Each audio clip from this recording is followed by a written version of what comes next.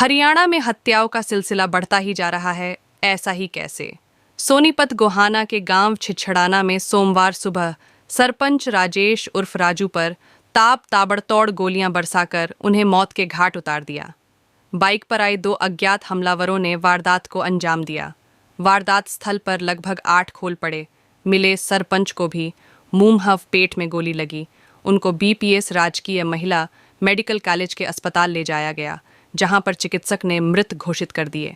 Police ने जांच शुरू कर दी है। 10 नवंबर 2022 को पंचायत चुनाव में मतदान से एक दिन पहले पिछड़ा वर्ग से सरपंच प्रत्याशी दलबीर की गोलियां मारकर हत्या की थी, जबकि उनके बेटे राहुल पर जानलेवा हमला किया था।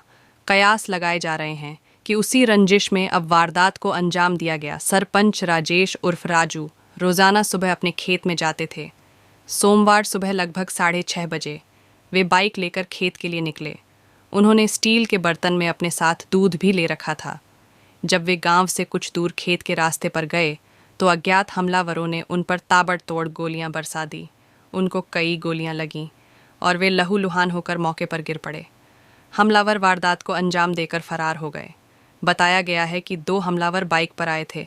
जब ग्रामीण और स्वजन मौके पर पहुंचे तो उनके पेट व मुंह पर गोलियां लगी थीं और वे तड़प रहे थे। उनको गांव खानपुर कलां स्थित बीपीएस राजकीय महिला मेडिकल कॉलेज के अस्पताल ले जाया गया। वहां चिकित्सक ने उनको मृत घोषित कर दिया। बरोदा थाना के प्रभारी रमेश चंद्र पुलिस टीम के साथ मौके पर पहुंचे। वारदात को लेकर विभिन्न पहलुओं को लेकर जांच शुरू कर दी गई है। कथुरा खंड की पंचायतों में 11 नवंबर 2022 को चुनाव हुआ था। इसी खंड के अंतर्गत गांव छिछड़ाना की पंचायत में भी चुनाव हुआ था।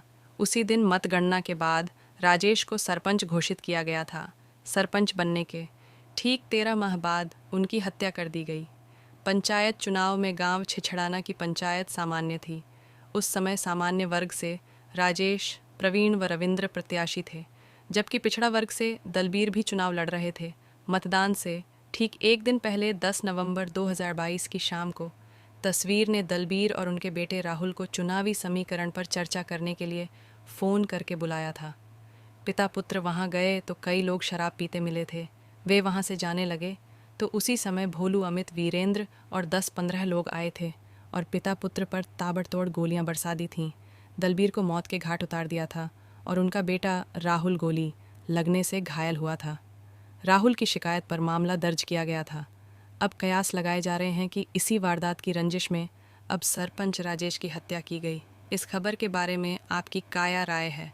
हमें कमेंट बॉक्स में ज़रूर अपनी राय दीजिए और वीडियो को ज़्यादा शेयर कीजिए ताकि परिवार को इंसाफ मिल सके।